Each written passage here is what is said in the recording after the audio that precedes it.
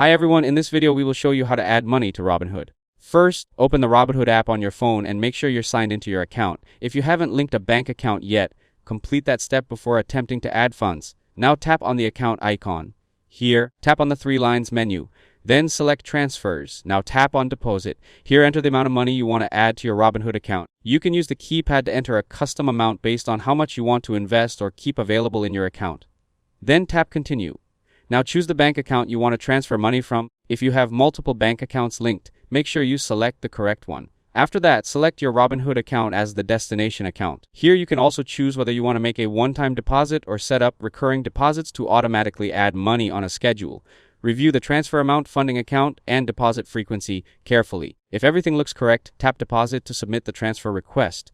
Robinhood may provide instant deposits for eligible accounts, allowing you to start trading before the bank transfer fully settles. Keep in mind that transfer times can vary depending on your bank and account status. To check the progress of your deposit, go back to the Account section.